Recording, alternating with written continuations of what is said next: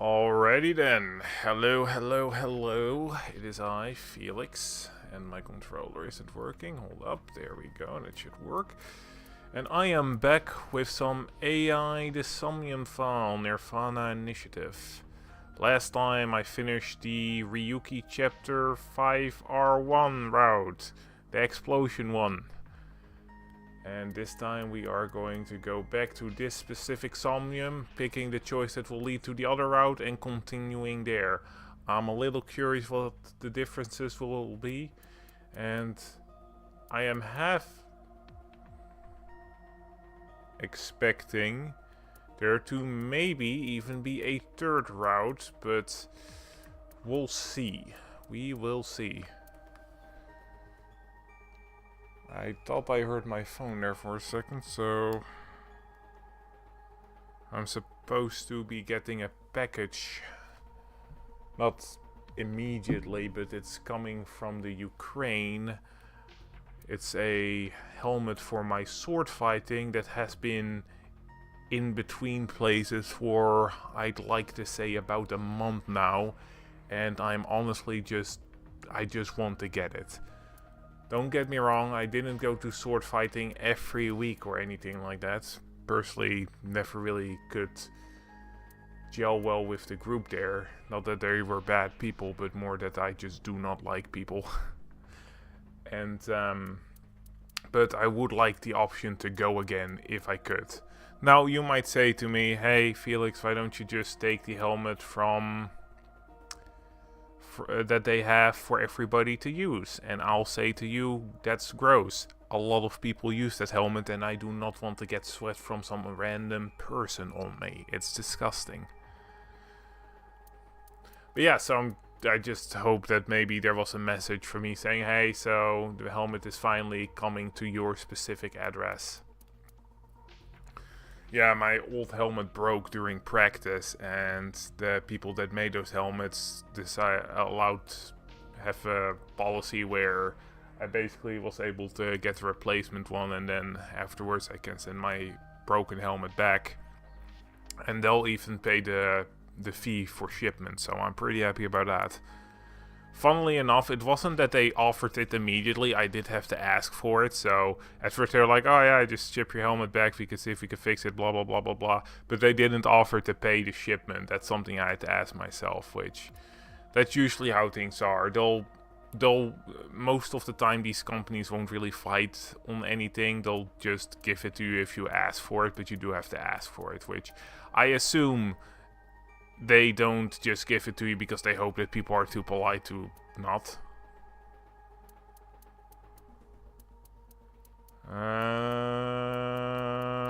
Interesting. Wonder why there are these green dots everywhere except for the Somnium. Yeah, I will just keep going now. Don't know why I just spun off to my helmet situation. Oh, of course I have to first do this Somnium.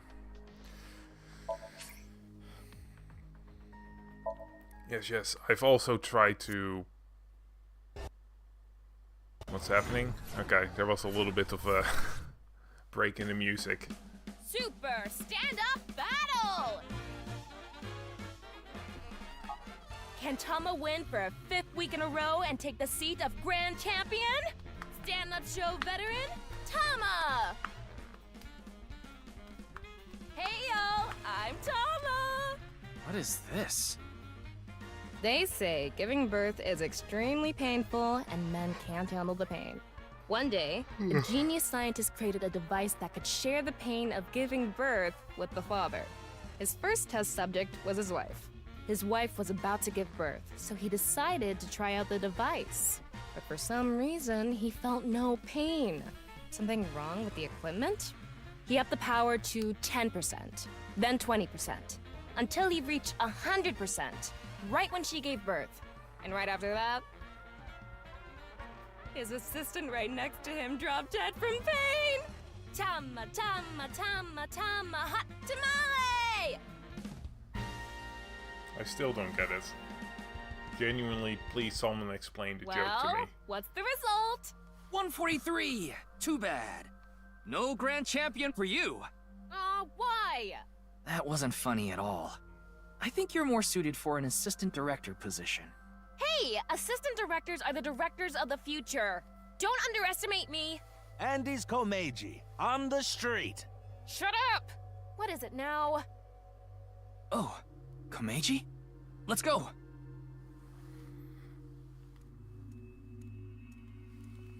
Today we'll be walking around an area that's truly memorable to me.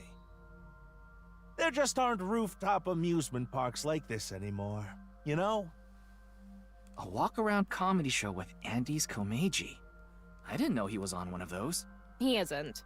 This is just his dream. Dream in both senses of the word. It's his dream to have a show like this. It's kind of pathetic. Tama, what are you holding in your hand? What is this? A sketchbook? Well, anyway, we will, Komeji's stumbling over his words. The sketchbook is a cue card. Tama, you're an assistant director now. You should send him a message using the cue card. This calls for... say something funny. You gotta break through to him. I never intended on being an assistant director. But fine. say something funny? What do you mean?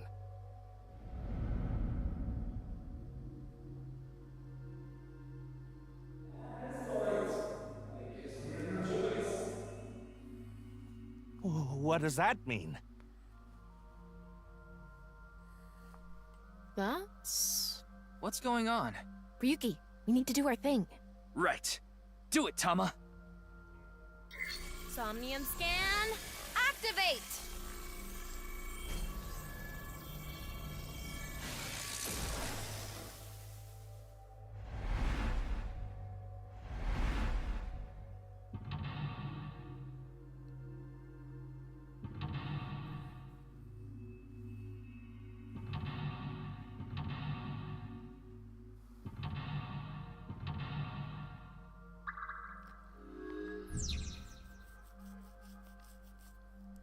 Let's start there. If we're gonna talk about Andy's Komeiji, we can't miss that place. Let's follow him.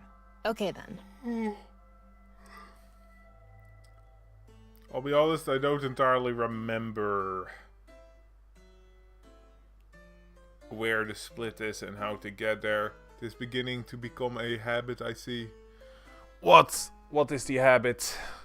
That I stream at this time? Because honestly, it's extremely random. I should have said extremely. Stream. Get it? Guess that's why I'm not a comedian.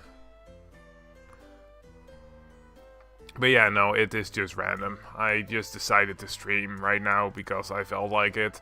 And I hadn't anything better to do. Normally I am busy playing Xenoblade Chronicles X around this time because that game really just hit me, but when it comes to Xenoblade Chronicles X, for whatever reason, I from time to time have dips in interest and I decide to do something else.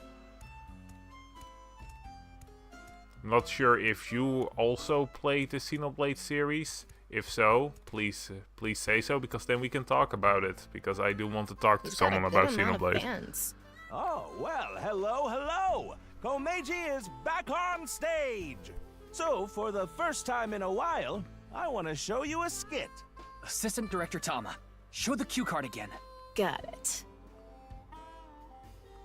Okay, I'm not really sure why the pass. Do you really not like Xenoblade, or did you not play it? Because one is more forgivable than the other.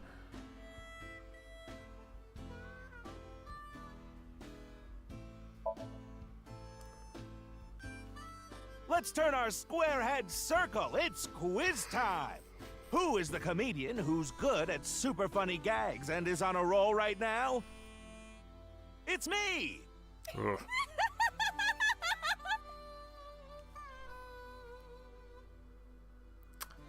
What do you mean it didn't click? Which one did you play and why did it not click for you? I need to know this.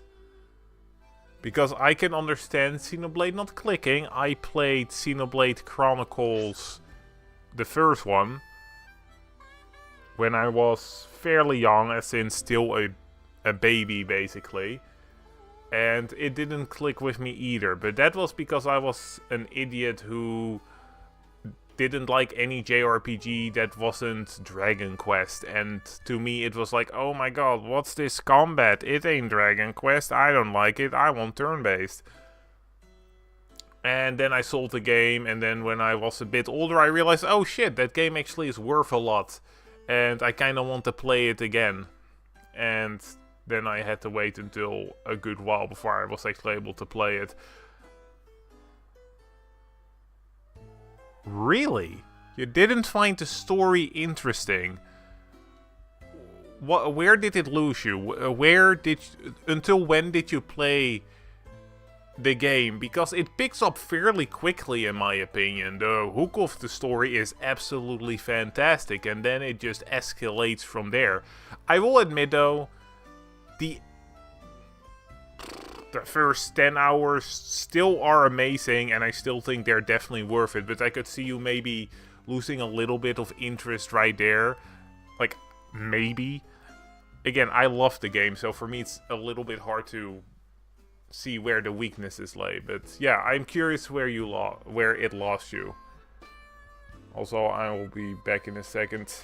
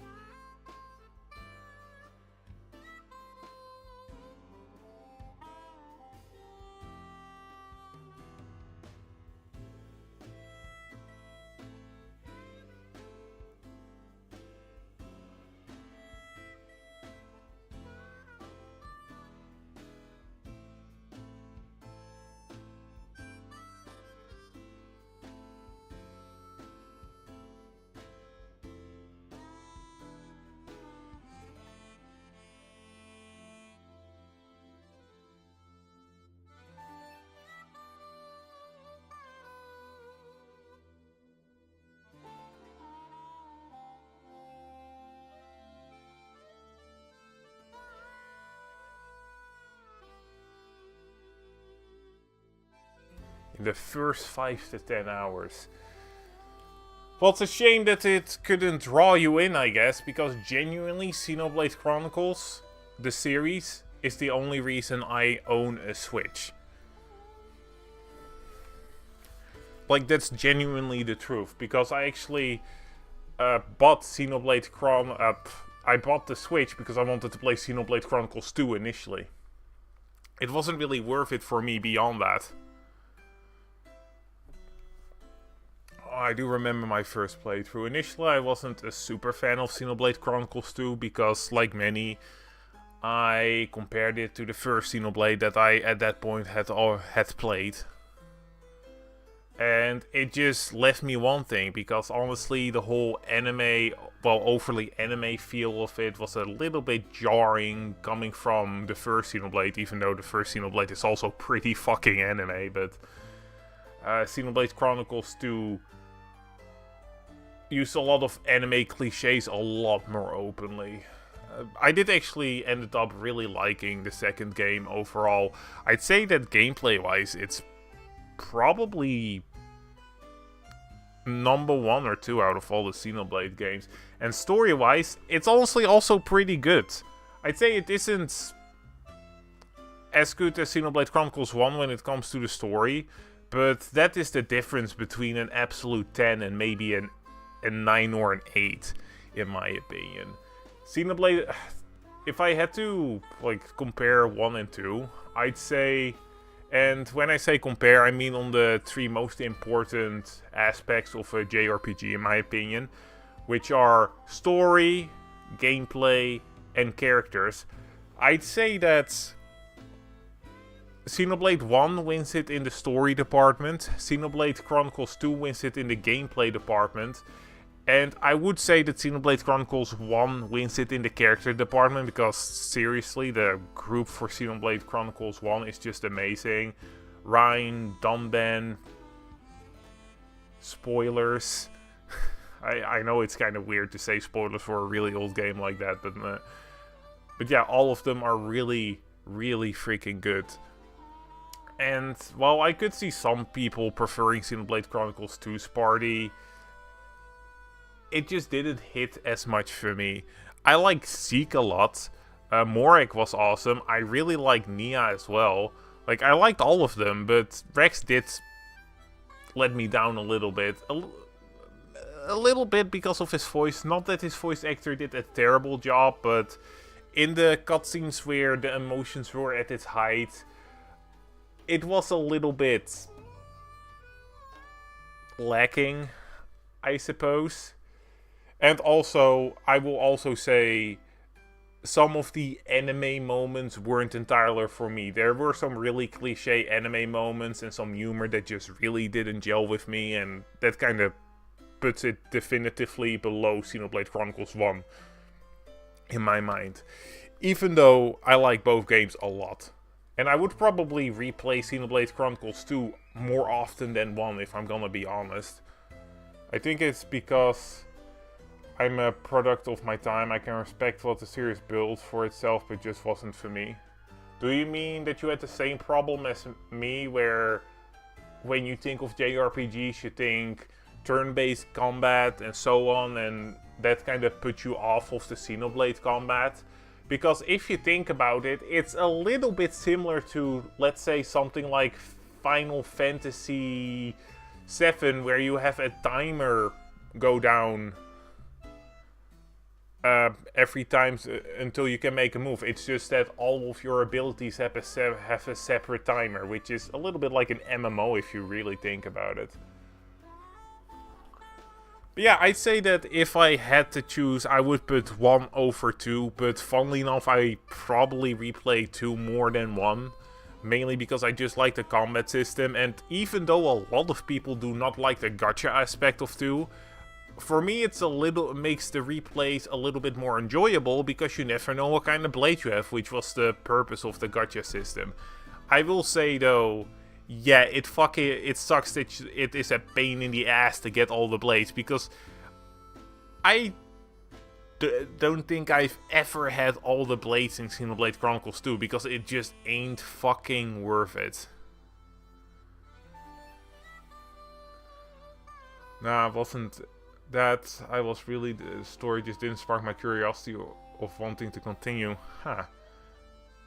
So what are the stories that you normally like when it comes to JRPGs? I'm genuinely curious, because for me, Xenoblade Chronicles, the first one, its story is the definition of a amazing JRPG story. It's the... well, what would you call it?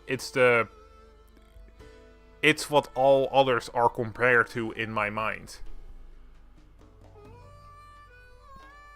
So what are the JRPG stories that you personally would say is that to you? Fuck, I kind of forgot what I was doing. So for Let's show a cue. Already got that one. Alright, wait, what? No, fuck no, I remember this Somnium. I actually have to figure out how to get him to the next bit. Okay. I was a little bit, forgetful.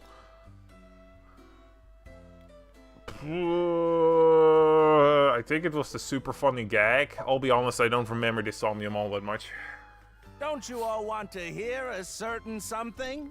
God of Energy, Inti, Pachaka Max! I still don't get that.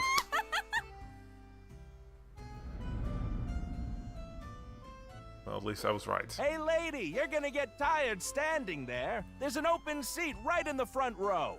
Not only can you take a load off, you can watch my super funny skit. Oh, okay.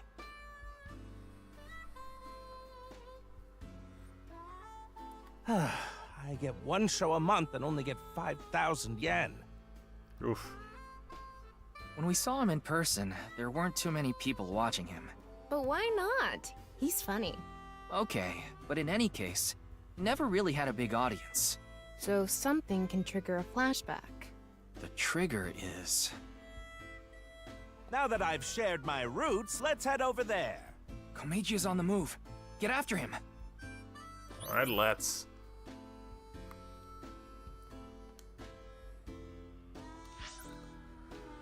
I barely play JRPGs nowadays. Those I still fondly remember are tainted by nostalgia, so I can't really use them as example. I'm a little more choosy nowadays, and it really depends on the genre and the potential tropes they may use. Alright, well, what is a JRPG that you would say,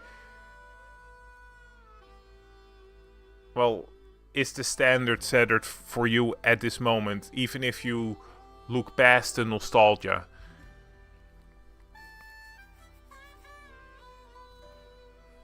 To me, it would be the Xenoblade Chronicles 1.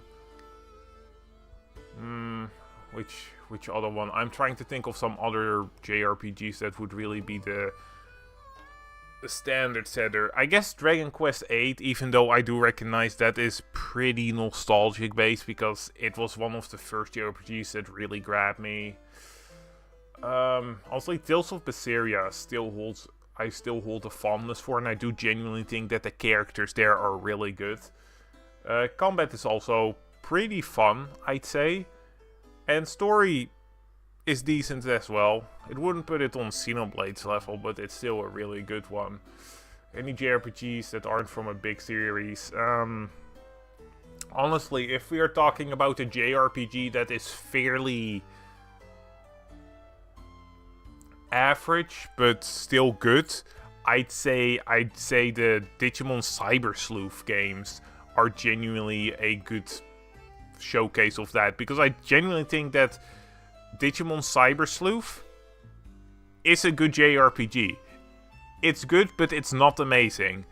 If we put it from a 1 to 10, it is a 7. You know, it's above average, but I wouldn't call it great or anything like that. It's just good. It's good. And then Hacker's Memories I would put a little bit above that, because I do think that the characters in Hacker's Memories are just better. But aside from that, they're pretty average JRPGs as a whole. Let's see. Persona 2 Duology, gameplay, Breath of Fire 4. Haven't played the Persona 2 games yet. Really should get on that. I do have the I have the games. I already have the games prepared. And I am planning to play them at some point. It's just that, again, kind of busy with other games right now. Alright, what we were doing. Alright, I was going to Mr. Komeiji over here. One thing that I think the Somniums in this game do a little less well than in the previous game is that there isn't really much reason to explore beyond what the game wants you to explore, I'd say. Because in the previous game, I wanted to just explore every question mark over there, over in the Somniums. But here, it just feels like a lot of them are not really relevant. It doesn't really feel like a puzzle anymore to figure out where to go.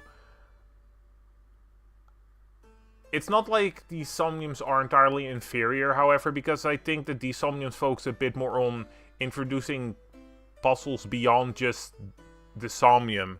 They try to make a puzzle in the Somnium, where in the first game, the Somnium itself was the puzzle, where you had to figure out the route that you had to take to get to the ending. Here it's more, oh, here's the Somnium, here is a puzzle, here's a puzzle that you have to get through to get through the Somnium.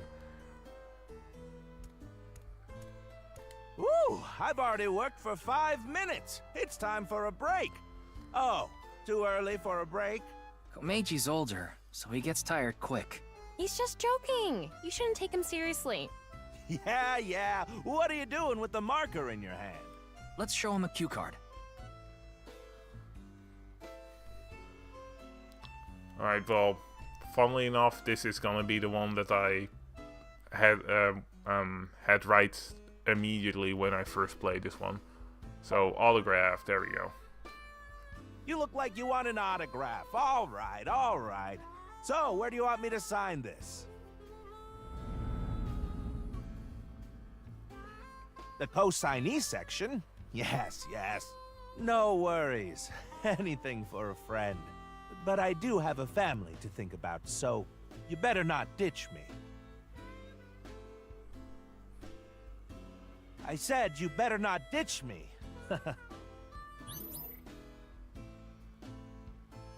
Okay, now we have to split.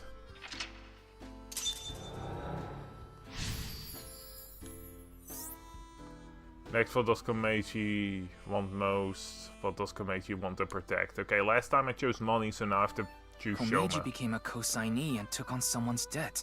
What an idiot. Of course they'd take off on him. But hey, now we know how to trigger these flashbacks. Yeah, the Q has to link to the memory of his past. All right, let's keep going. He's on the move again. Let's see. I try to look past the nostalgia for my choices. Persona 2 has probably one of the most unique stories because it stretches across 2 games, and if you haven't played either of them, you have the unique chance of playing the latter half first to reverse the order of the story. Breath of Fire 4 tries to streamline the JRPG experience while still wrapping a nice looking package. Yeah, that's fair. I'm not sure if I would want to play Persona 2's second game before the first one, because I like to play these things in order. But I can understand what kind of experience that would be. It can be fun to get the information in a different order. I imagine you would get a similar experience with AI the Somnium Files NirvanA Initiative if you were to have picked different routes to play first. I think if I were to have played the future routes first, it would have been an entirely different experience, where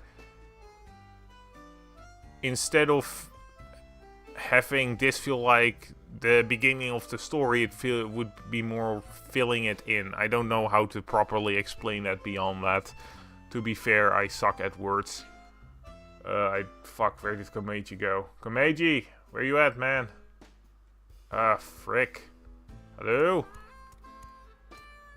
Was it over here? Fucking hell. Komeiji. There you are, buddy. Oh, there you are. Frick. Well, if you had to choose, what would you say my first Persona 2 game be? The initial one, the actual first one, or the second one? They actually sell balloons here. When's the last time you paid for a balloon? That's a good point. Don't agree with him. Give him a cue. I'm not gonna bother buying a balloon.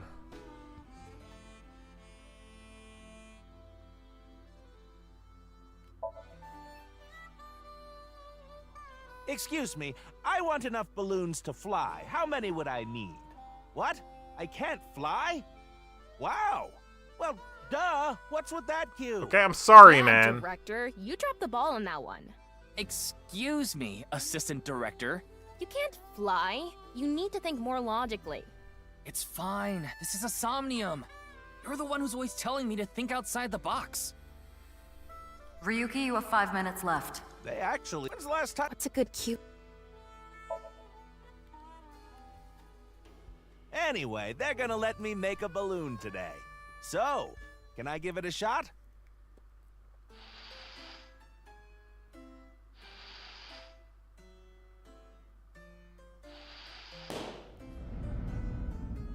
Interest? My debt isn't getting any smaller. What is a blacklist? I can't borrow any more money? Where can I get more money? You'll let me borrow money? Really? Oh, thank you. Thank you.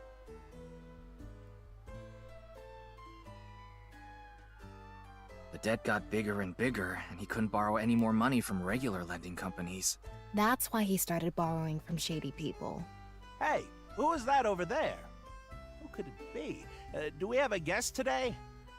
Tama, the person standing there is... Is this the same scene we saw at the beginning of the Somnium? We couldn't hear then, but I wonder if we can hear this time. Yeah.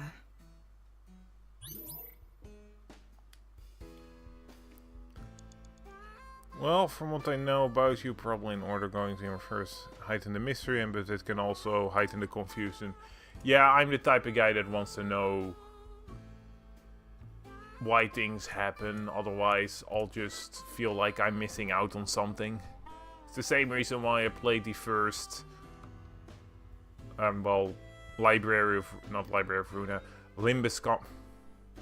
Lobotomy Corporation before I played Library of Runa. The fact that they all start with an L really fucks with my brain. It's super annoying.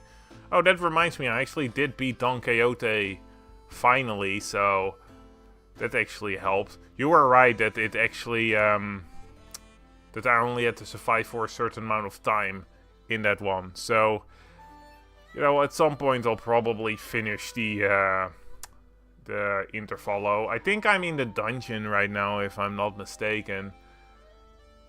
Which, I'm not really sure if that dungeon is hard and the end boss is hard. I do remember having fought him before in the mirror dungeons, which I absolutely am never gonna do anymore. They really need to fix those mirror dungeons.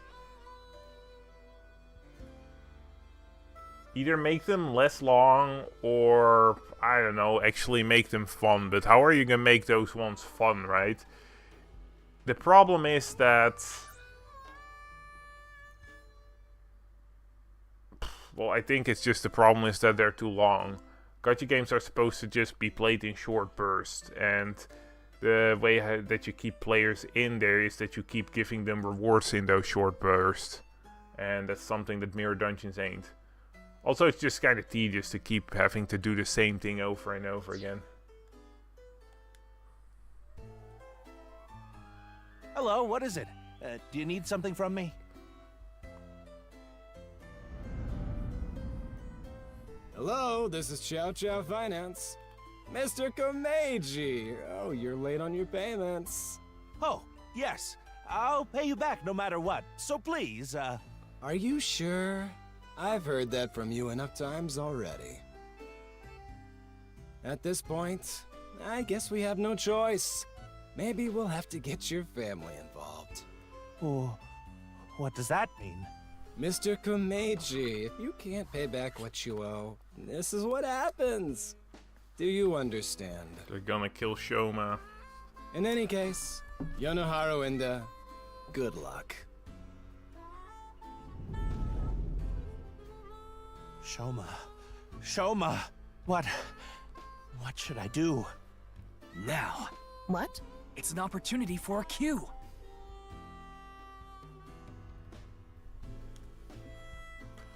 Alright, so this is the choice that I had before. Initially I chose Prepare the Money. Not because I thought that that was the choice that the story was leading me to. Because I feel in this situation that it was leading me to protect Shoma. But because I felt like Prepare the Money would be the bad choice in this situation. Which would lead to the bad ending. And I'd prefer, usually when it comes to these games, to get the bad endings first and then the good ending, because then it'll leave me with a good feeling at the end of it.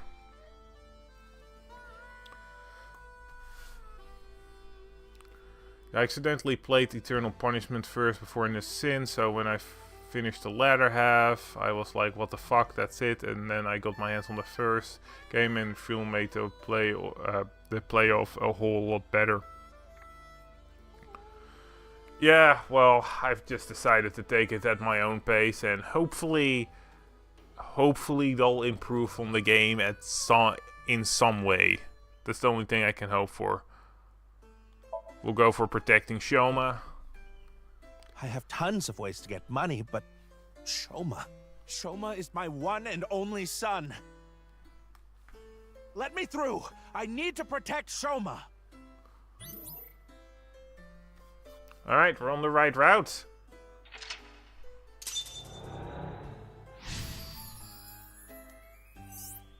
Next, who did Komeiji find? I don't fucking know. Let's chase after him.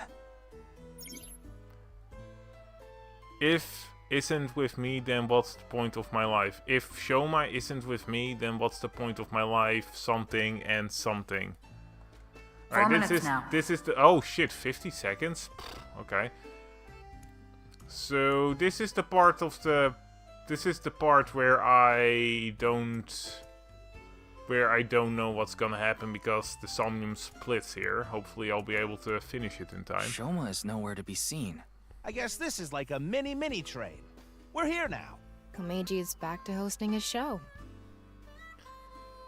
Let's see.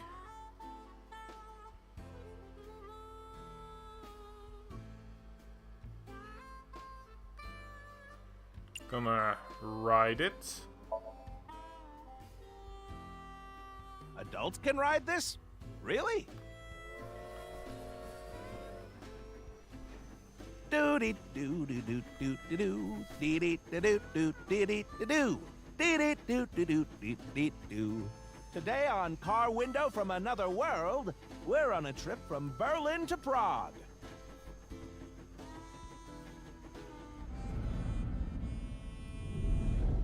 What is Shoma doing there? Wait! Shoma! Wait! Wait, you didn't even make a joke.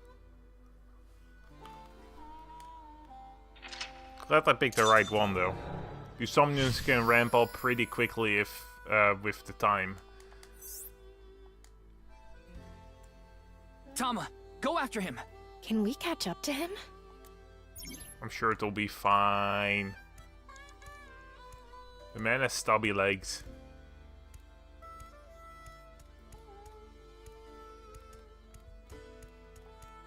I'm tired from all the pedaling. I'm already regretting this. Look, Shoma is pedaling. Who cares about the show? Get after Shoma. I'll be honest, I feel like a amusement park on the top of a skyscraper is a little bit dangerous. Especially with that type of ride. So I would be pretty fucking anxious if my kid was on it.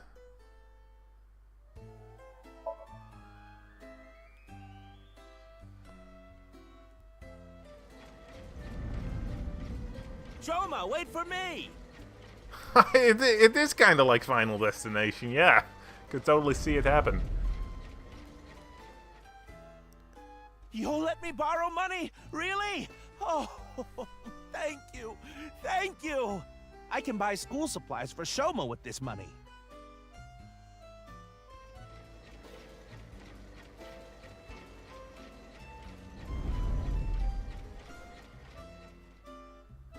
I said you better not ditch me.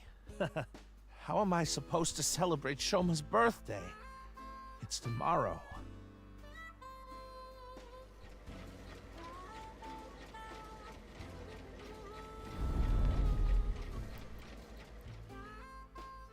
I get one show a month and only get 5,000 yen. I can't buy anything for Shoma. I want to be successful. I need this money. All for Shoma. I don't care what happens to me as long as I have my boy.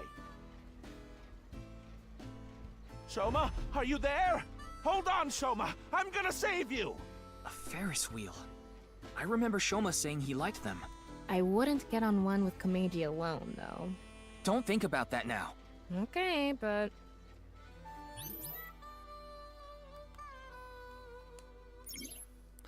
I need to find Shoma and protect him. Alright, I was fairly close there. You have 3 minutes left, Ryuki. Focus. Can I... Oh no, it's just inspecting, alright. But yeah, I haven't actually seen the new Final Destination. Final Destination had never really been my thing overall. It just is waiting for shit to happen. And I find that incredibly boring, and I don't remember Shoma as I was over there. I find that incredibly boring. Genuinely, it's the same as with those paranormal movies that used to be popular. You're basically just waiting like 60% of the movie for something to actually happen. And with Final Destination, it's not exactly the same because things happen sporadically throughout the movie, but it's still basically just waiting for someone to get killed, and it's just kind of getting old. I'm assuming that the fun of those movies is mostly just seeing people die, and you know, and that's fun, I guess. I just never really got into it. I've heard the new one is alright though. Alright. This is one of my favorites. The Ferris wheel. I like things that go in circles. Why? Shoma's getting on. Hopefully he'll make it. We're running out of time. This is probably the end. Okay, this is gonna be the end. As you can see, the amount of time it takes for to pick one of these is more than the time I have left, and that's fine because the last choice you make in a Somnium doesn't really matter if you go 1 second over the time or an hour over time.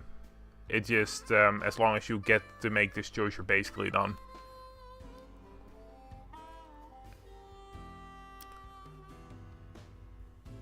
Okay, well, I know that Chase is gonna be the right one, but hey, we'll be able to pick the other choices later when we have the infinite Somnium here. Would be kinda a dick move to basically make me replay the entire Somnium if I pick the wrong one here. Luckily they usually make it fairly obvious which is the right choice.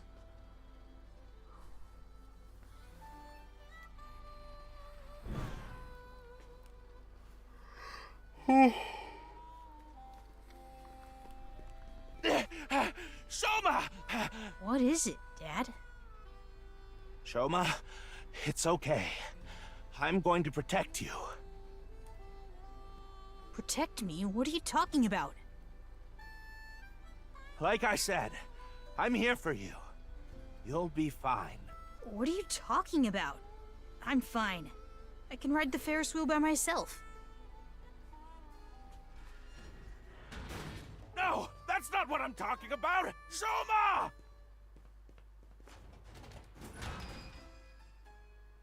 Shoma, where are you? Where did you go?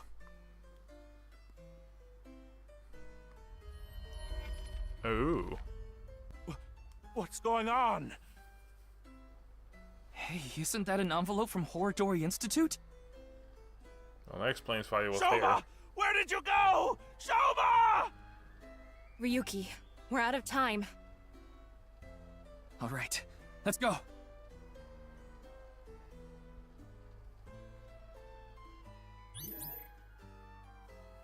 Yeah, this is definitely the route with more relevant information. We couldn't get Komeiji to talk in the previous route, and I'm guessing that we'll be able to get him to talk now, so that's good.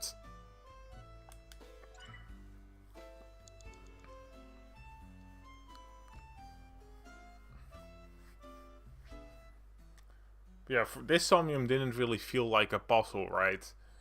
Which I don't really mind, honestly. There are some decent Somniums in this, but they do feel decidedly less puzzly. And it might just be that the later Somniums will be a little bit more difficult.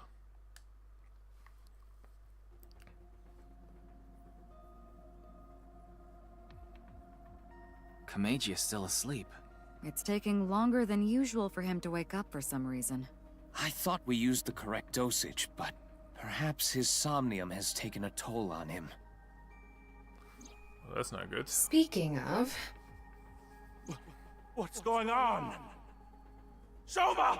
Where did you go? Shoma! That was an envelope from Horridori Institute. Maybe Komeiji saw Shoma holding it. Shoma is related to Horridori Institute somehow? Horridori Lab. The Horridori Institute of Genetics. He lied about the hidden message in Bats 490 pointing to Horridori Institute.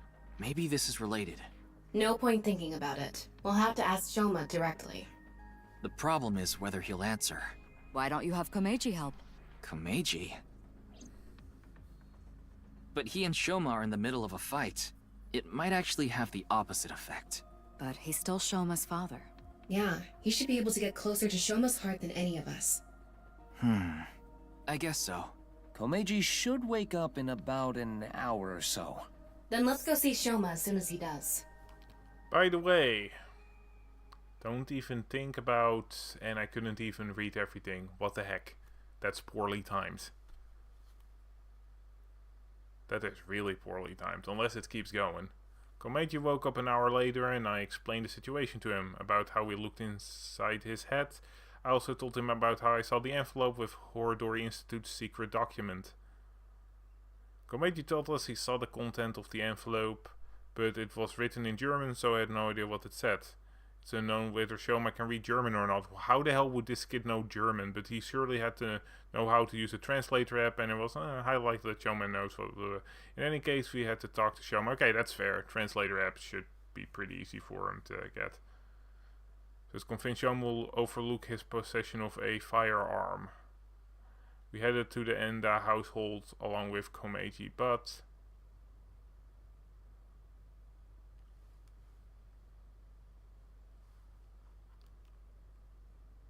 Okay, there's a pretty decent Looks like chance Shoma's isn't gonna here. die. Huh. That's weird. He was definitely here when I left the house. Okay, yeah, pretty high chance that Shoma be dead. What the? I have your son. If you want him back, you know what to do. If you want him back, you know what to do. Can't be! Terror. What did you say? Terror took Shoma! Ah! Komeiji, what's going on? Listen! Terror is the one who kidnapped Shoma! I'm sure of it! Ryuki, we need to get to Shoma. Got it. So where is Shoma now? I found the GPS location on his smartphone. He's at Koto Ariake, the harbor warehouse district. Oh. Komeiji. Shoma! Shoma! What have I done? Komeiji! I found out where Shoma is. I'm going to get him. You stay here.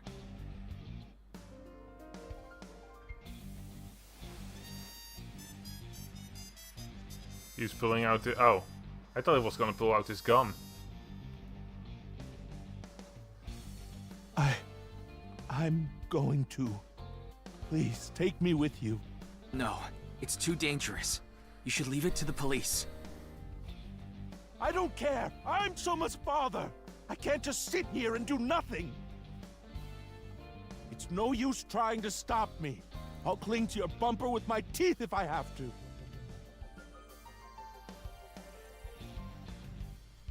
Fine. We have no time to argue. Let's go.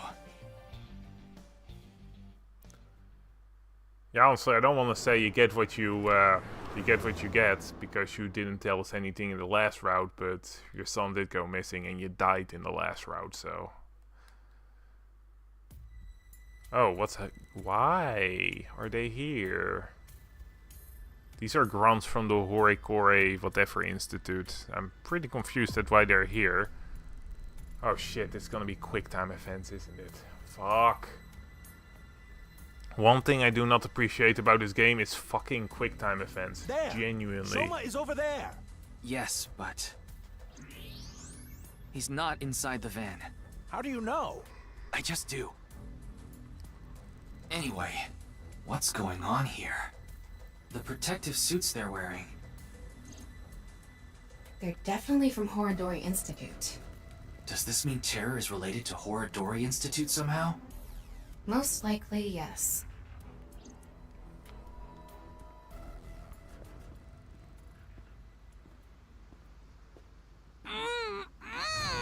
Shoma! Shoma! Ah! Idiots. Damn it! Huh? Who's there? Stop! Does he have a bazooka? Shoma back!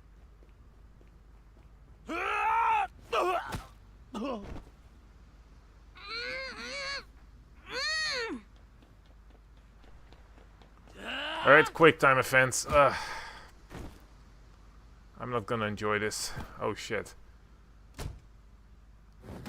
I wonder if they actually have the gall to kill a kid like that. Looks like they have no intention of talking it out. Ryuki. Yeah, quick time events. I suck at quick time events. Take them out. Why are you smiling, you psychopath? Roger that. Seriously, why the fuck are you smiling? The kid is in danger. Behind you! See, quick time events, they're the fucking worst. I know they were part of the first game, but some things can be forgotten. Help! On it! Ah, fuck! See, I suck at quick time events. I pressed R. I pressed R2. I pressed R2. Hasn't really been established that that's how he is. I guess he does relish having to be able to fight evildoers and stuff, so... Tama! Help! On it! Ah, why is mouse so slow? Ah, there we go. Oh, there we go. Please don't make me do any more. Like, genuinely, fucking please. Please 3, don't. 2, Please don't. 1.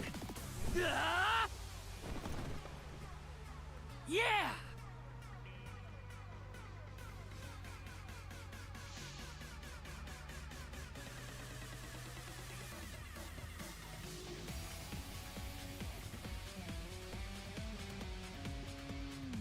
Ryuki, get Shoma! Right. I can't... Okay, I can't, Soma! Can't relax yet. Oh shit, Misaki? What are you doing here, girl? Seriously, what are you doing here? Fuck. Bullshit, Shoma could have died.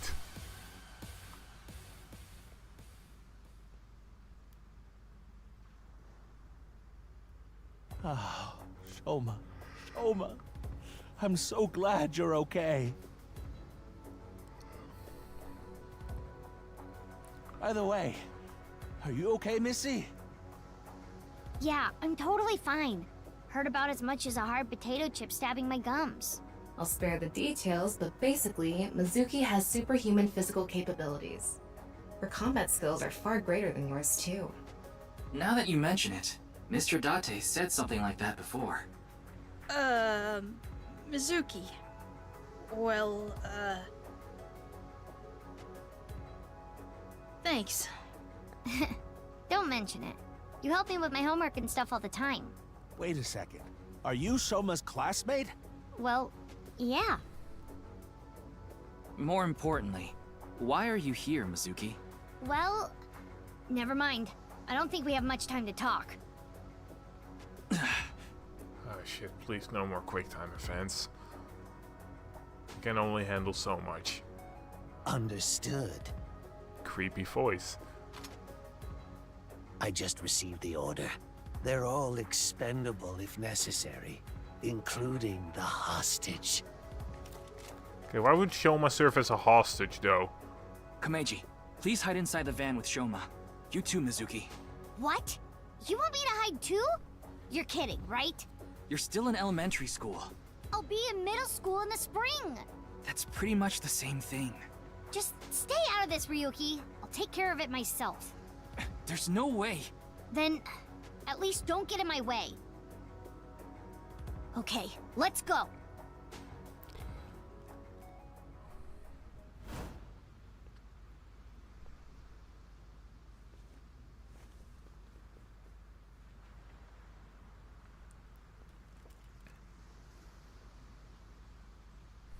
Kill them. Ah, fuck. Okay.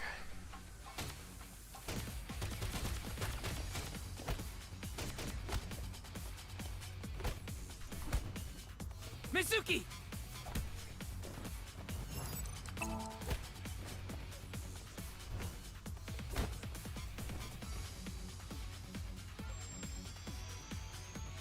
Displaying sights.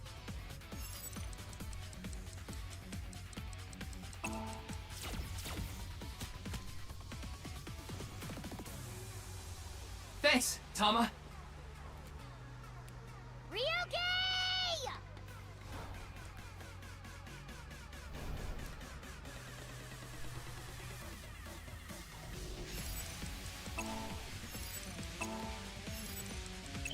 What? Why? What did I do wrong, damn it?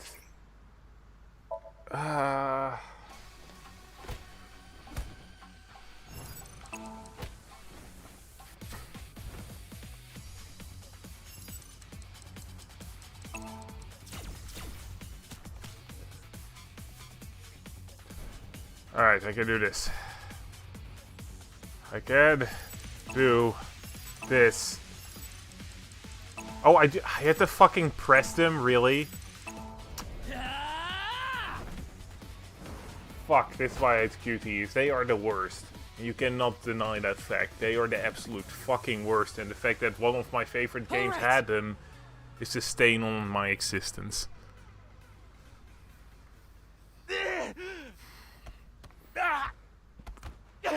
Is that really what you need to do right now? Is my son!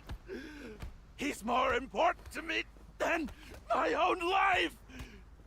Whatever happens, I won't let you lay a finger on him!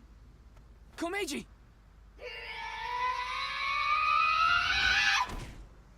Wait, what?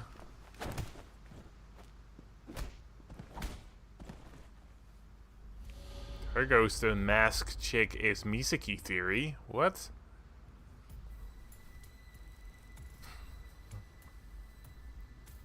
Dad!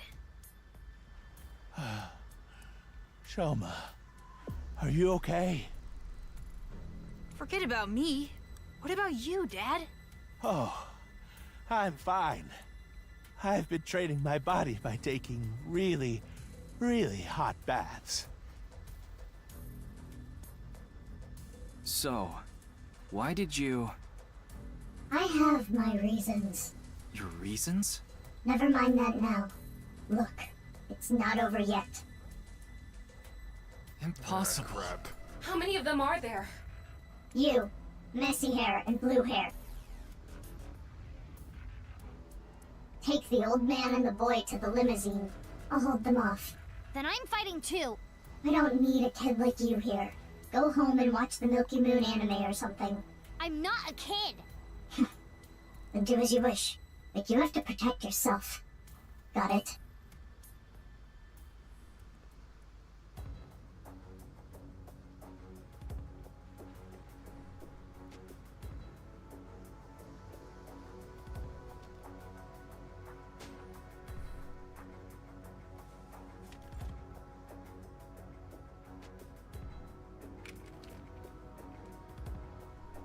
Okay, let's begin. Seriously, if it's gonna be in more QT... Oh, okay, good. Please, no more QTEs. Like, genuinely, please. I'm begging you, game. I do not want more QTEs. All these action scenes just... I can't stand QTEs, they're terrible. Also, damn, do some cardio, Shoma, come on. Shoma! And he be dead. Oh. See, and these QTEs, they differ. They change every fucking time. Sometimes you have to press a crap on, sometimes you just have to click. Oh, crap. Also, are those lasers fucking actual guns? They look like bazookas that shoot laser beams.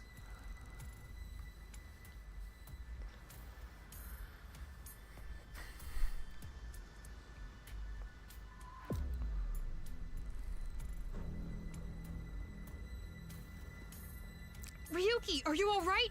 No, I got fucking shot. This hurts about as much as my junior high finals essay being posted on the internet. You must be on the verge of death, then. Anyway, this isn't looking good. Mizuki and the masked woman are fighting far away from here. They won't be able to assist us. Then I'll... No, you have no chance with your injury. And if you don't make it, you'll put Shoma and Komeiji in danger. Then... what do I do? Throw down your weapons. Oh, definitely. I'm giving you to the count of 3. Otherwise, you all die. Fine. 1, 2, 3.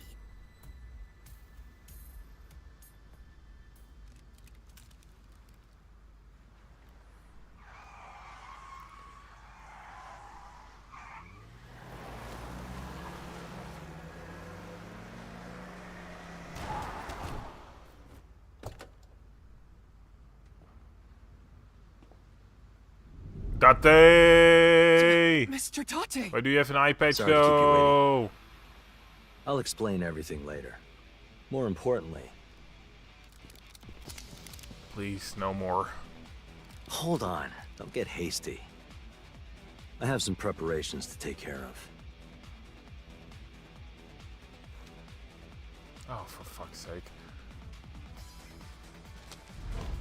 What? Huh? Oh.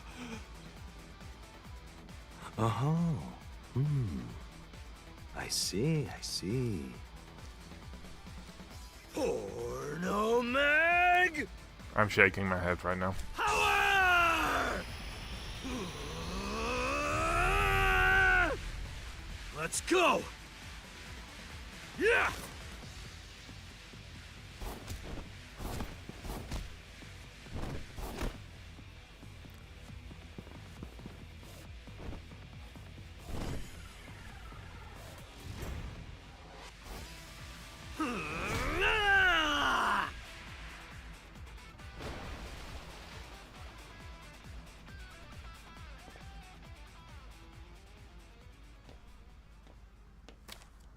And that's that.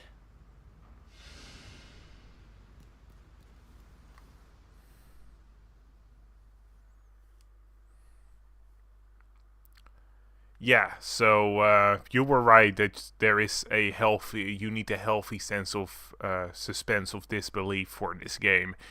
They go by the rules of anime, which means that there might be some sort of internal sense of logic, but heck if I know.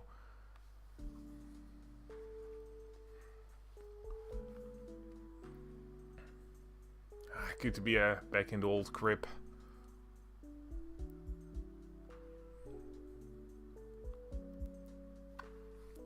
Happy Valentine's Day!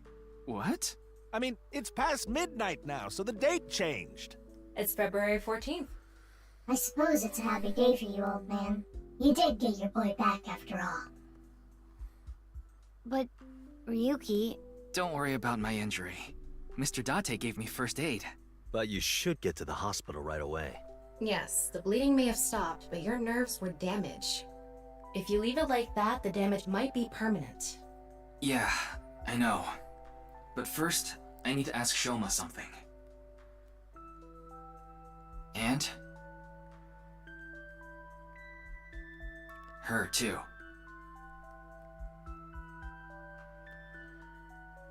This is where Mr. Date and Mitsuki live. Fuck, I can't read, but he would be even less likely to talk in a gloom place like this. I also had to get first aid for my injury, so we had to go somewhere relatively close to the warehouse district. With Mr. Date and Mitsuki's permission, I brought Shoma, Komeiji, and the masked woman to their home. Alright.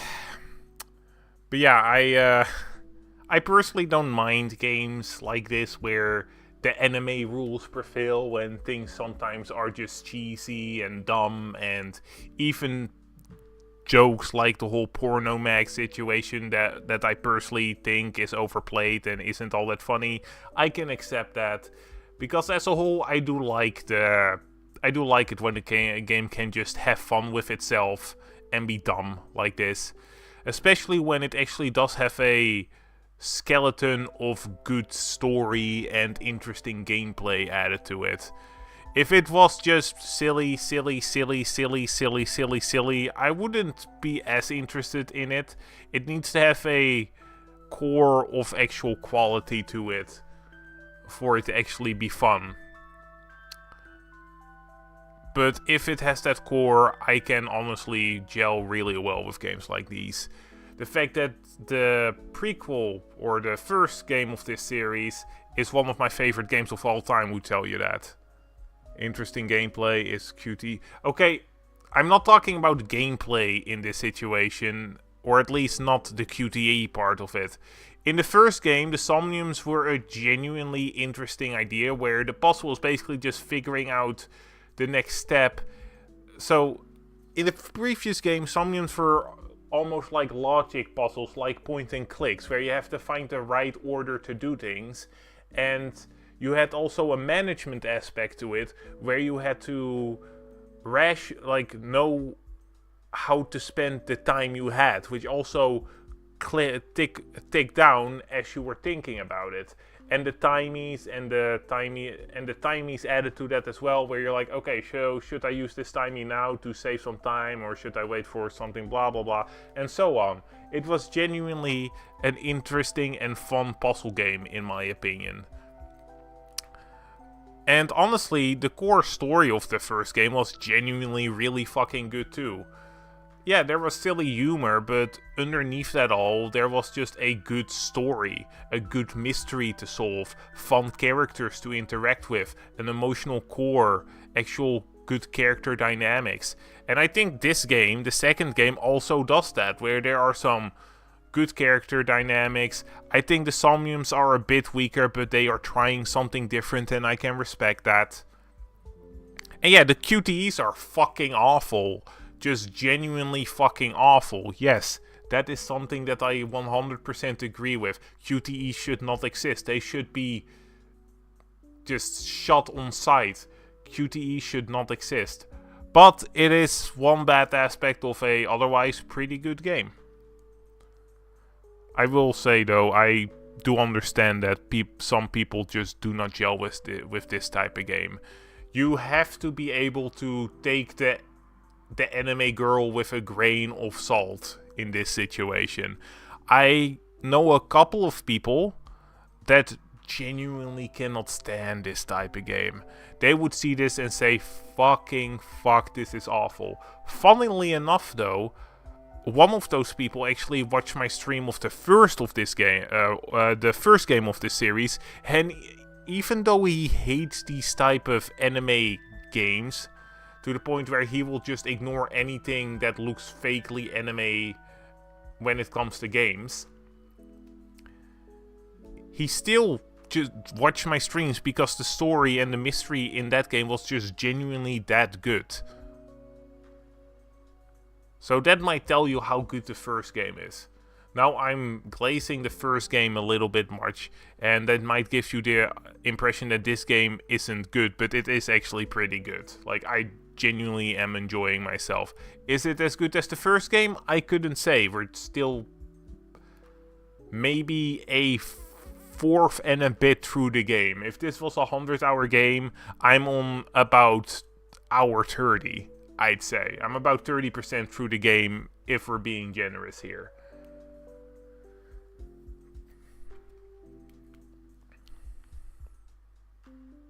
Yeah, I've never really been much of a point-and-click guy. The closest I came to were those old games with the purple car and the fish. That I did actually kind of enjoy, because they were on the PCs of my school as a kid, and I just played those when I was bored. Alright, so I have to figure out which character to question first and make sure that we don't accidentally progress the story before I get all the information, because that is actually something that can happen, and it is a little bit frustrating because I do like the story. Also, I'm gonna grab something to drink. All this talking has my throat dry.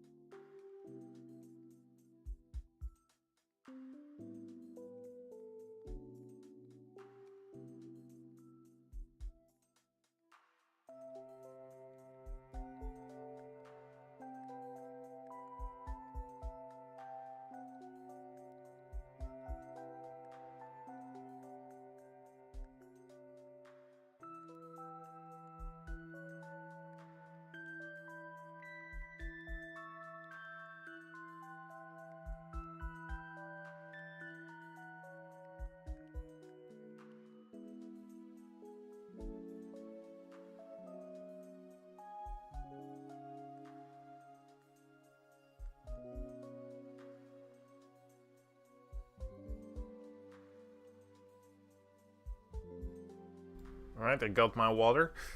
There are some good modern ones with less of the trappings plaguing the older titles, but for what it is, if ever you feel interested in trying one out, just let me know. I can try to give you some recommendations. Honestly, give me the recommendations. While I don't play them often, these point-and-click games, I do enjoy one from time to time. And when I say from time to time, as in I've played maybe one or two in my life.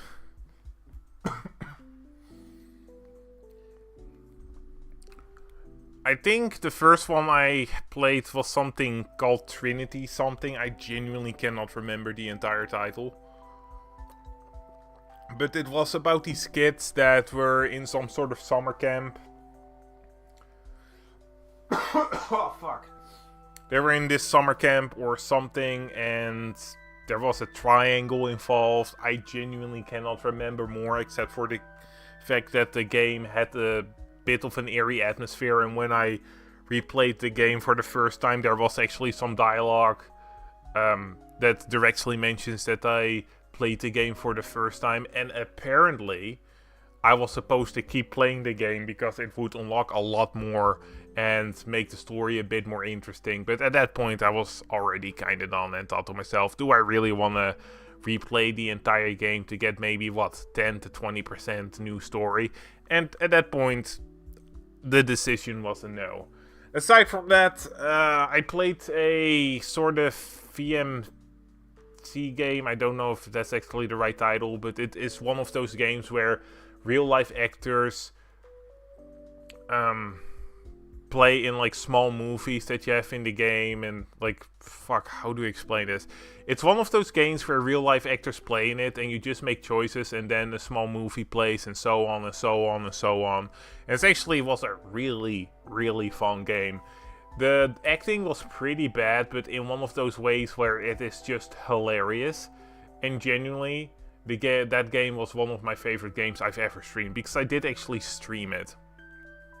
Funnily enough, during, I think it was the final stream or the second to final stream of that game, there was a power outage, and I actually had to, like, in the middle of the stream of it, and I was so frustrated because I lost so much progress. But I liked the game so much that I decided, fuck it, I'm just gonna keep playing the game and I'm gonna finish it today. Yeah, VMF or whatever it's called. Yeah, that's the game. It honestly was a really good game. I think it's called Contradiction or something. I know it starts with a C. I haven't played it in forever. It was a really fun game. Genuinely something I would recommend to people that love the genre or cheesy acting, that kind of thing. Alright, let's actually ask some questions. First of all, how do you know? Oh, well... Because you're obsessed. Because Mizuki is collecting the merch? No! Duh. You're obsessed with Mizuki, you have a big old crush. You're obsessed with Mizuki and have a big old crush. What's this? Looks like there's something inside. Magazines. There are a lot of them. Mr. Date, those magazines in the speaker. Oh, those. Those are, academic journals I collect as a hobby. Why would you put them inside the speaker? Because they're expensive limited editions. What if a robber broke in and stole them, huh? Well, hopefully the above games might pique your interest. Let's see. Well, they're Broken Sword, Shadow of Templar Reforged, and Gabriel Knight, Sin of the Father 20th Anniversary Edition.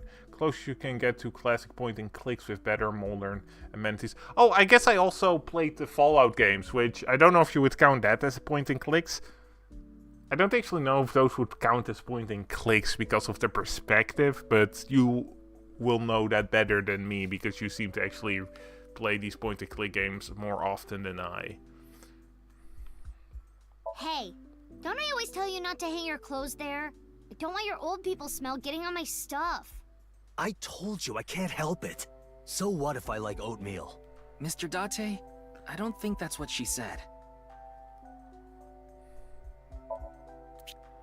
Oh, and I missed some dialogue there because I clicked. Alright,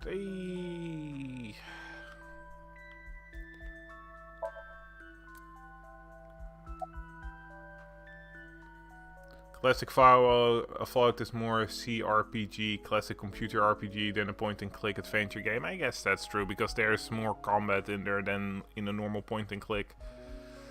Have you played that point-and-click that was based on, what was it called again?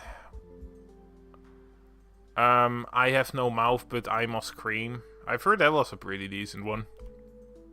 I've actually seen some gameplay of that one, and it looks pretty decent. Mainly because I can't say read, but I've listened to the short story, and I thought it was pretty interesting to see the differences between that game and the actual short story. For what? If you didn't show up when you did, I don't think we could have saved Shoma. So... Don't sweat it. That was nothing to me. You really are a good girl, Mizuki. Really sucks how you basically get everything you love ripped away from you, and I really wish I could help you with that. Yeah, I'm not gonna ask that to a 12-year-old that can only be taken the absolute wrong way. Just fuck that. The reason why you went to the warehouse district. Well, Date... Yeah, I asked her to help. I couldn't get there right away, so I sent Mizuki instead. I told her not to start the fight until I got there, but... Not like I had a choice. Shoma was about to be taken away in that van. Yeah, that's just never gonna be taken the right way. And as much as it will be made a joke of, I just do not want to deal. That's a classic, but it's more for the connoisseur. I Have No Mouth, But I Must Scream can get pretty frustrating. Wasn't that the point of the entire game, where the creator of the game, also the maker of that short story, didn't want the game to make you feel good, because he himself did not like video games as a medium and felt like they were too much wish fulfillment, so he set out to create a game where if you wanted even remotely a decent ending, you have to go through a bunch of bullshit. And there were something like 5 or 6 endings, and only one is even remotely decent, but even then it's still not great. Which I feel isn't the right reason to create something, but that's on me. Whenever I try to create things, I do try to use positive emotions instead of negative. To be fair though, negative emotions are just as valid to make something as positive ones. It's just a personal preference. Honestly, as much as I don't know much about the man that wrote I Have No Mouth, I Must Scream, he is a pretty good voice-over reader guy, because he actually was the one that voiced over the short story, and he was pretty good at it. A lot of emotions, and you really did feel like it really brought you into the story and the desperation of the characters. Maybe it's because it was the actual author, so he knew exactly how the characters would feel, but still pretty good. Which is why I recommend Broken Sword or Gabriel Knight. Alright, Broken Sword or Gabriel Knight. I will look them up on Steam if that's where you can get them.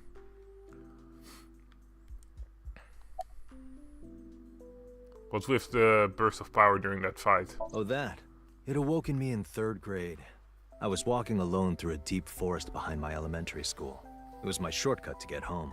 When suddenly, inside a depression behind some bushes, I noticed a lone magazine.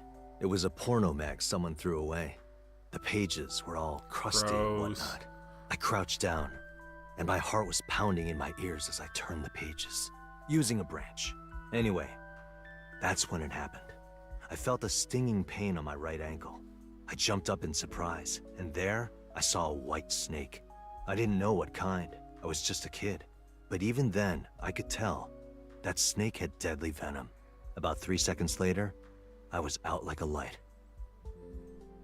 They found me out there the next morning. I was on the verge of death for 3 days and 3 nights, but I managed to pull through. And that is how I acquired my pornomag powers. You mean it was a side effect from the snake venom? No, it was more of a mental thing. I had a near-death experience immediately after experiencing a pornomag for the first time. As a result, Eros and Thanatos inside me, libido and destrudo, they merged together in total harmony. In other words, I've come to be acutely aware of death whenever I get aroused. To put it in even simpler terms, I'm pushed to the verge of death whenever I see a pornomag. You know how humans can exert tremendous power in life or death situations? It's because the adrenaline triggers a fight or flight response. The same thing happens when I see a pornomag. My brain's processing speed increases by 3.6 times in order to avoid death, dramatically improving my reflexes. Sorry, fucking hell, that was... Sorry. I know that story was dark. As if I've touched upon a great evil. You're touched in the head. You can touch upon my great evil. Okay, sorry, but that was actually funny. Through about half of that, I was like, why the fuck are we going into that much detail about a fucking pornomag power? But about like halfway through, I was like, okay, this is actually kind of funny. Yeah, I'll give it a go. I do have some other point and clicks as well, I think. One about a raccoon that's a detective. I think I bought it for like $3 sometime, really long time ago. Don't really remember what it was though. I thought it was a detective game initially, but apparently it ended up being a point and click, so I was a bit disappointed. You nearly die when you see pornomags, don't you? So then why? Ah, excellent question. I'll answer with a question of my own. Why does a mountain climber seek the top of the tallest peaks? Why does a surfer want to ride the most monstrous of waves? Why do people climb up the highest buildings to do parkour or whatever? Why do they do such reckless things? For the thrill? Yeah, it's how they know they're alive. They can experience firsthand the wonder of life itself. That is the reason I continue to climb the mountain known as pornography. Yeah, I think I'm gonna change my last name. I think that would be a good idea. Thinking about someone? Yeah, I was just thinking about Leon. I was with him in Golden Yokocho right before I went to the warehouse district. That's right. You know him too. I met him when I was drinking at Brahmin. One thing led to another, and we started talking about each other's collection of literature. He seemed pretty proud of his collection. As two kindred souls sharing the same hobby, we lost track of time discussing our love of reading. We even promised to trade our most precious belongings. We've been sworn brothers ever since. Oh, but that's not what we're talking about today. There was something I want to ask him about the HB case. You've been investigating too, Mr. Date? I'm on vacation, so I'm just doing it on my own time. I can't get this case out of my head. What did you talk about with Leon? A certain rumor regarding Horodori Institute.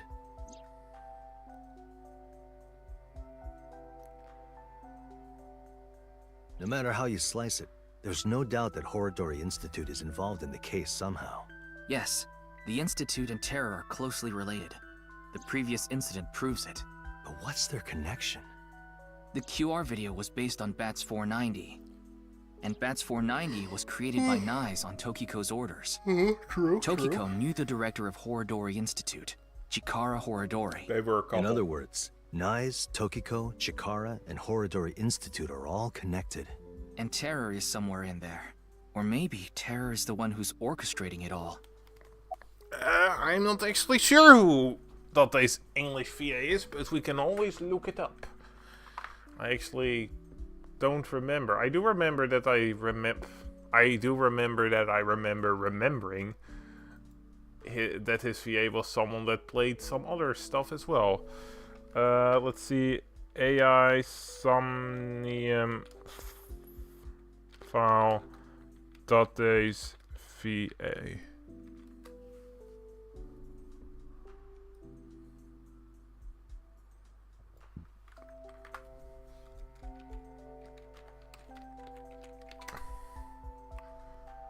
Let's see, whom might Date's voice actor be?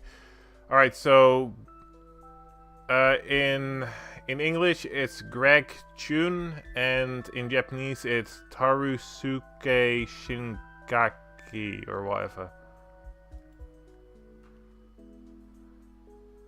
Is a voice actor, known for voicing Kamame, Date, Luca, and Ike. Oh.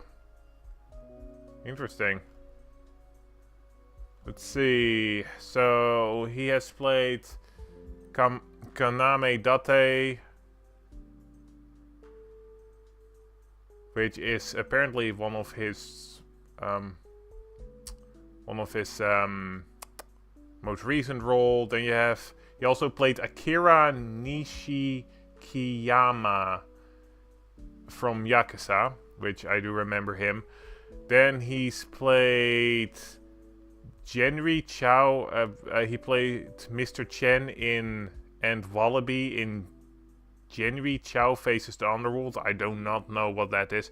Oh, apparently he also played Moray in Metaphor Refantasio. I haven't played that game yet, so if you have, no spoilers. He played some random maintenance worker and Hibiki's father in Go-Go Loser Ranger. He played Kaoru Hanayama in Baki Hanma, which I did not know that. A bunch of other stuff. I'm gonna see if he has any more relevant ones that I recognize personally. I mean, I know that guy from Demon Slayer, but I personally haven't watched Demon Slayer. Just not my thing. Anybody else? Oh, he played Adam in Nier Automata version 1.1a. That's neat. Barbie Skipper in the Big Babysitter Adventure. He played Thor's Norsen son in Finland Saga. He played Ike in Fire Emblem Engage and Ethereum. River City Girls, haven't played that shit. Played Kaname Date again. Don't really care. Don't really care. Oh, he played that one in Yakuza. Let's see. He played Gopher in the Seven Deadly Sins, but he played the actual demon Gopher, not just the Gopher that we all know. Looking for any role that really pops out at me here.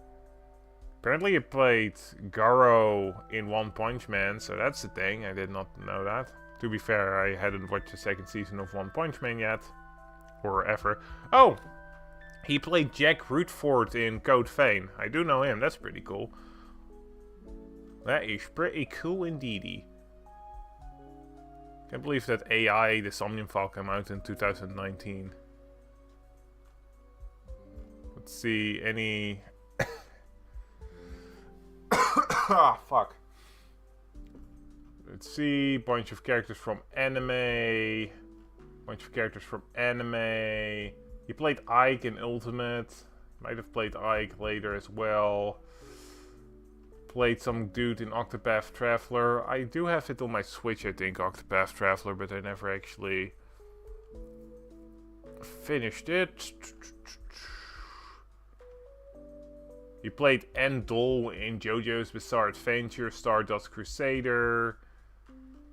Oh, he actually played Adam in the normal Nier as well. Okay, I did not know that. That's pretty cool.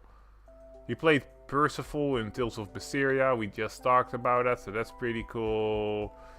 Played some guy in Fultron. I don't give a shit about Fultron. He played a shit ton of people in Hunter and Hunter x Hunter. He played some people in Fallout 4, which is already 11 years old. Jesus Christ. Played a bunch of people in Naruto Shippuden, and that's about it, it seems. Nothing actual major, I'd say. The biggest would probably have been Adam in Nier Automata, I'd say. But yeah, he's getting around. I see. Guess that's why I found his voice was familiar, but dude got the portfolio. Yeah, no, it goes all the way back to 2014 when he started playing people in Naruto Shippuden of all things. Not major people, just random ass people, but still.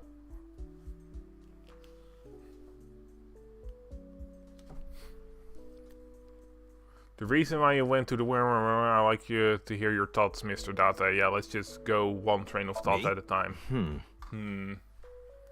No, there's not much I want to say. Oh, I don't want to confuse you by telling you something that I don't know for sure.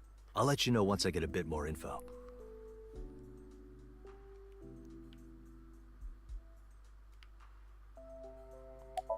Oh. About Aiba. She still hasn't come home. Supposedly, she's on a top-secret mission from Boss. The reason why you went to the warehouse I district. contacted him before going to the warehouse district. Smart. It's always good to have allies backing you up, right? But Mr. Date is on vacation. If my precious subordinate is in trouble, I'll come flying to the rescue. Thank you. You've always been so good to me. I've always wanted to repay you somehow, but Don't worry about it. As long as I have breath in my lungs, I won't need your help. But when I die someday, I'll need you to do me a solid. When I die, I want you to wipe the hard drive on my computer. How about I bust it open for you, right now? No, please don't.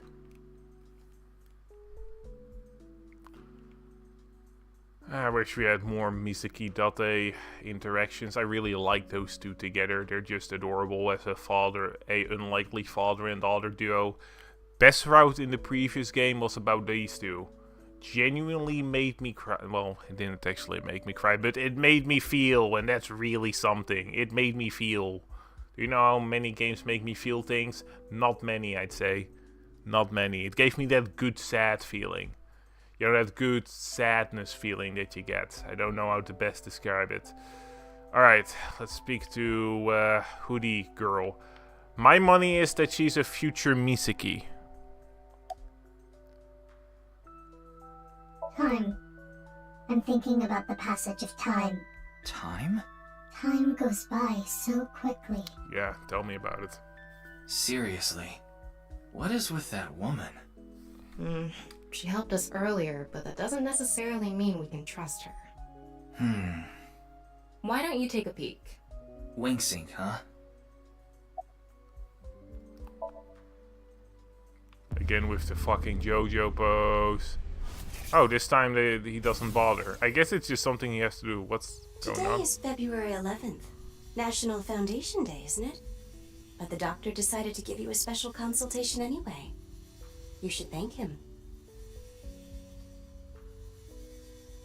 But I have to say, the doctor is at fault too. That was a bit harsh.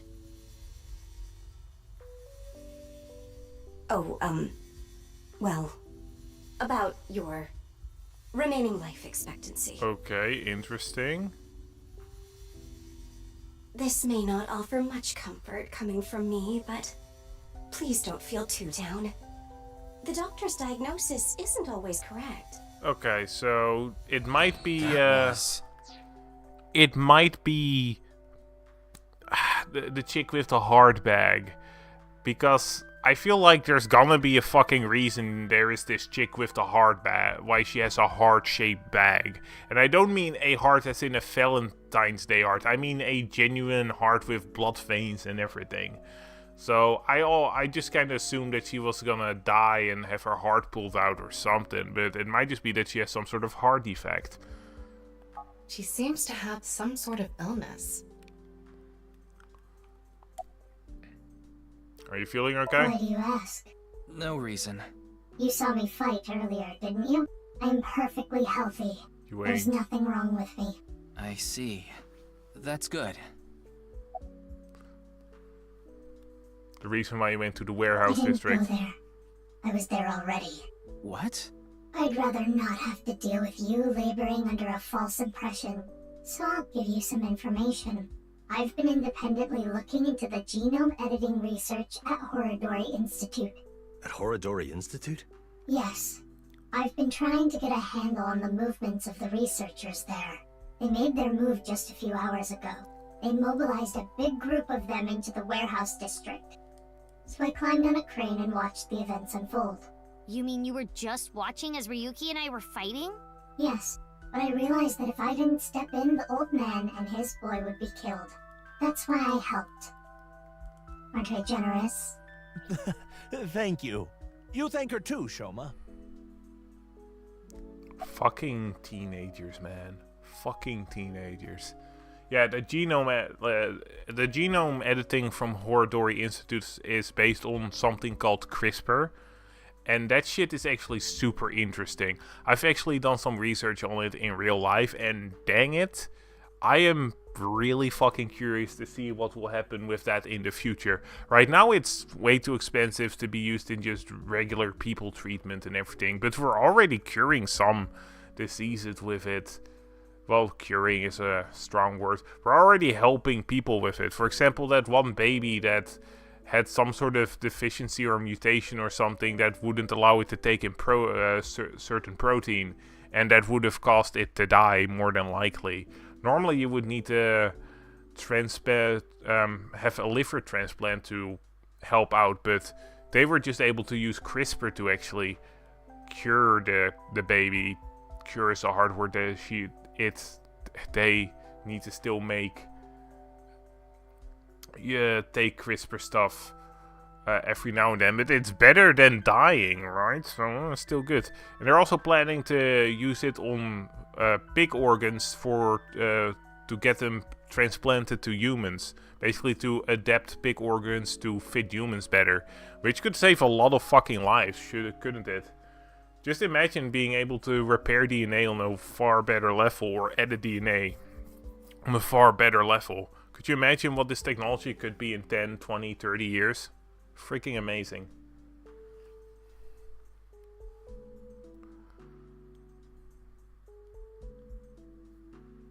I told you I'd give you some information.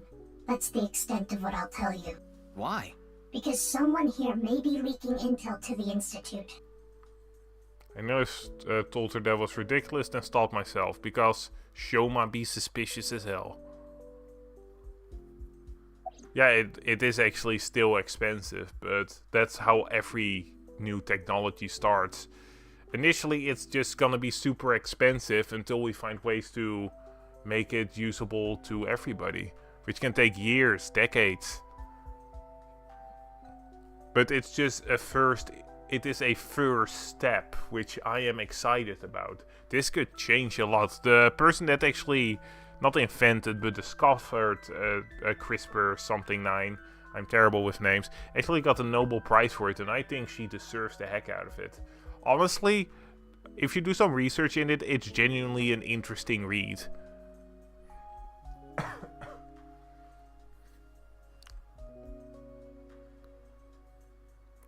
Who knows? Technology is speeding up every day. I don't know how old you are, but if you're, let's say, younger than 40, maybe 50, there might be some major change. There definitely are gonna be some major changes in your lifetime. Hell, even now, there are already major changes. With the baby, they saved the baby, and that's just the beginning.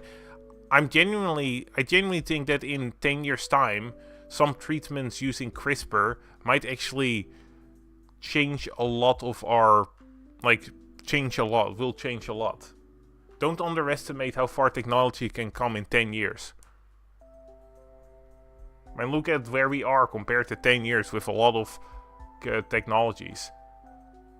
AI wasn't even a major thing yet in that time, and now it's everywhere. No, I will not. Though I guess it would be more accurate to say I cannot. Not yet. This mask is secured in place by an extremely powerful special adhesive developed by NASA. If you try to take it off by force, it would take my skin with it. What? Come on. That sounds really bad for your skin. But you said not yet, right? Yes, there is a way to remove it. So why not do it now? I am a woman of beauty beyond compare. If I removed this mask, blood would erupt from the noses of the 4 men here, and they would die of blood loss. In other words, I'm saving your lives by keeping this mask on. Quite kind of me. Wouldn't you agree? But yeah, when it comes to these type of things, I would say, don't just say, oh, it is beyond my lifetime, because it tends to not be.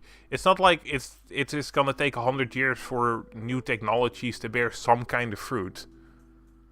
Of course, if you don't really care about this stuff, it really doesn't matter. You'll just see it bear fruit at some point whenever, it might cross your path. But I'm saying that people should really live with a bit more hope, I'd say, in that regard.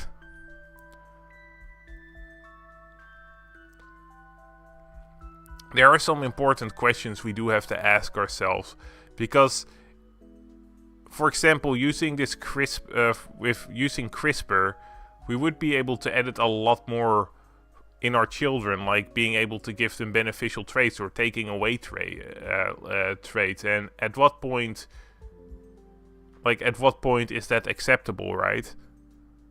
That's a lot of things you have to ask ourselves. Let's see, I talked to Misaki, I talked to Date. I feel like talking to Shoma is gonna end this, so... Wow, Mr. Date! You can lift this? That's Mizuki's. Huh? Oh, right. How heavy is it? That's not that surprising. We did just see her in action.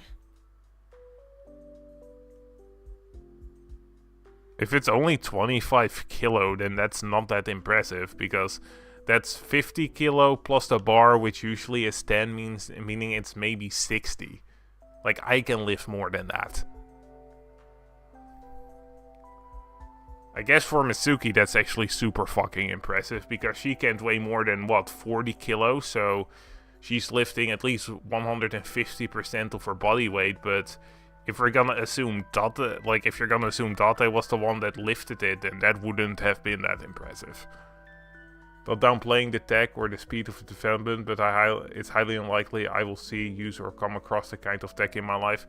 Well, who knows? Maybe you will. Maybe we'll have a technical revolution. I just personally, and this isn't anything personal to you, by the way, I just want to preface that, but I don't like how humans tend to immediately disregard these type of things. I'm not saying that something will happen, but be open to the possibility. Be excited about the new thing that is invented and what could happen, and don't just dismiss it as, oh, it's not going to change in my lifetime, so whatever, it doesn't matter. You know, I don't like that type of attitude with people. It's nothing personal, obviously. It's just a thing that I've seen so many times with literally almost everybody. It's just a thing that people do that I do not like, personally. To be fair, I can do it from time to time too.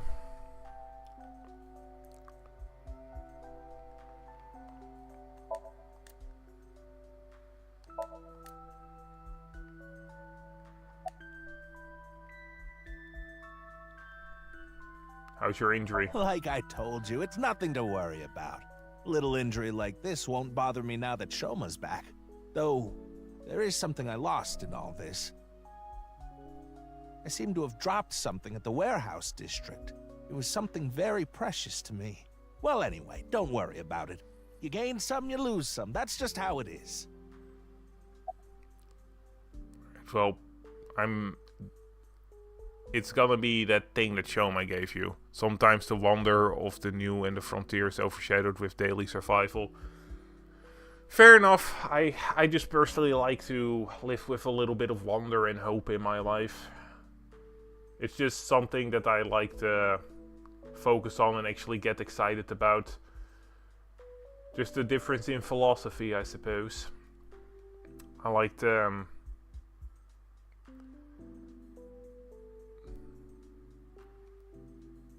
Wait, Mr. Ryuki.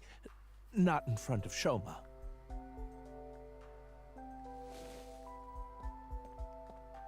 Fucker just asked Shoma to leave.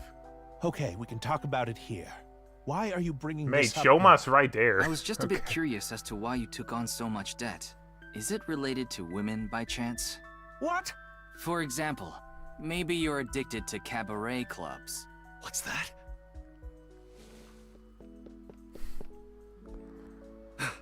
I thought I heard something. Couldn't just ignore it. How do you have such good hearing? He just reacts to certain keywords. So, what's this about cabaret clubs? I was just saying that Komeiji might be... Don't be ridiculous! There's no way I could be addicted to something like that. Oh, speaking of, Komeiji, I heard you're a regular at Sunfish Pocket. What? A friend of mine told me you go there all the time. According to him, there's a mermaid there that you're really into.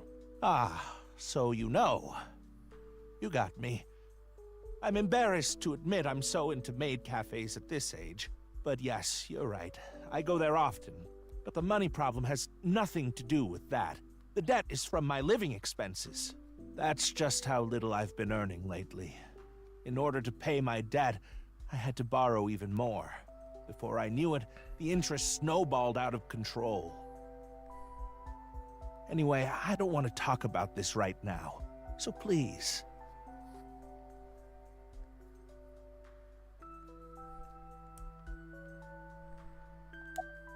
I'm happy for you. This is all thanks to you, Mr. Ryuki. And of course, everyone else here. Thank you all so much. It's alright. I'm amazing. We all know it.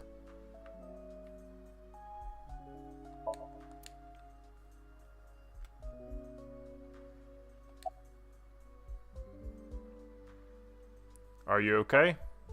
I'm fine. Are you? But really, I guess I should thank you. Thank you for saving me.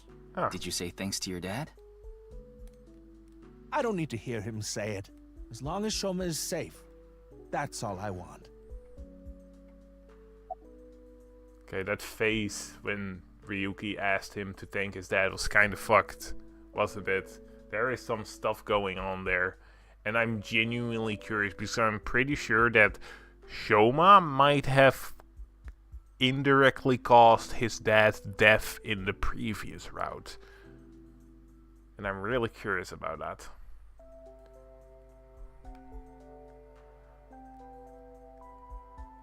How you got kidnapped? I was at home, and those people in the suits, they came barging in. Then they made me inhale some kind of knockout gas. When I woke up, I was in that warehouse. Did they ask you anything? I don't know. You don't know? I don't remember. Maybe it's because of the gas. I was groggy the whole time. I call bullshit, Shoma. You are hiding something. About the envelope from Horodori Institute. I told Shoma about the fact, and I saw that the envelope contained Horodori Institute's secret documents there. Can you tell me how you're linked to Horodori Institute? Shoma, answer him. Sorry, but I don't want to talk about that. Why not? Because I don't! Okay. Where's the envelope from Horodori Institute? I burned it, so I don't have it anymore.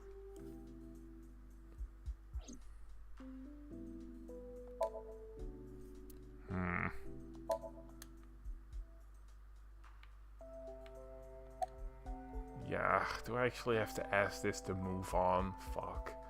This is just gonna feel awkward to me, even if they make a joke about it. Excuse me? Yep. Ryuki, you better not be getting any funny ideas. I knew this is where that was going. No, it's not about me. It's about Shoma. What? I thought you and him are kind of a nice match. They're fucking 12. If you don't have a boyfriend, why don't you and Shoma... What? Are you stupid? I don't know what you're talking about. It's inexplicable, incomprehensible, impossible. Even if I were to reincarnate 100 million times, the possibility of that happening. Yeah, that's a mistake, buddy. Mizuki can point someone's shit in. What? It's chocolate. Delegate chocolate. Because okay. it's Valentine's Day and all. Well, that's sweet. I like this. Thanks. I am glad that they at least went this Would direction. you look at that? Shoma's a ladies' man. Makes sense, considering he's got my blood in him. Luckily, not your head shape. But yeah, no, that was sweet. That was sweeter than I imagined. Also, it's a good thing he didn't start talking shit about Mizuki, because nobody does questions, but what I'm most curious about is the relationship between Shoma and Horodori Institute. Do you intend to sink? It's all I can do. We're actually What going about the to hospital? Shoma.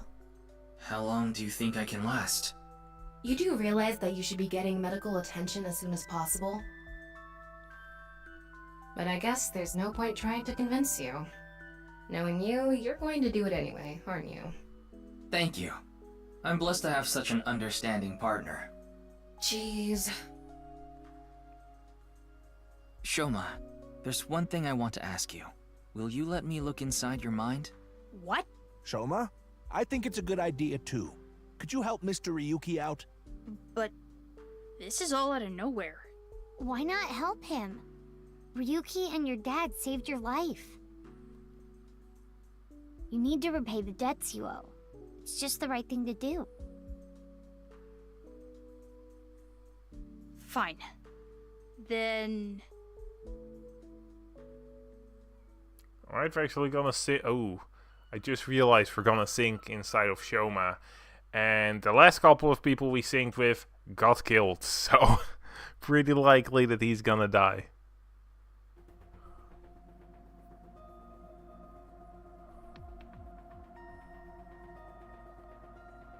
Also, the machine looks pretty intimidating seeing it like this.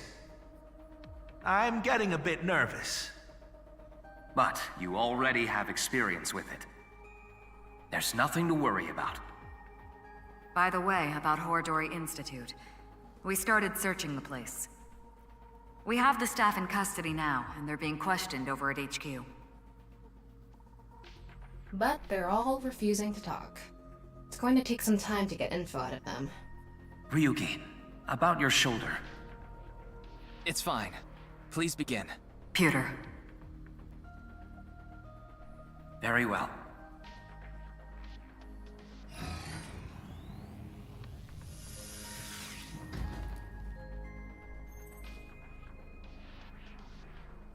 Ryuki, are you ready?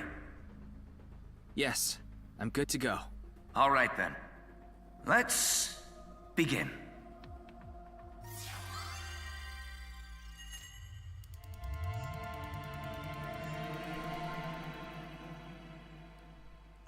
You know, that eye machine is actually pretty horrific if you think about it, because you're not seeing it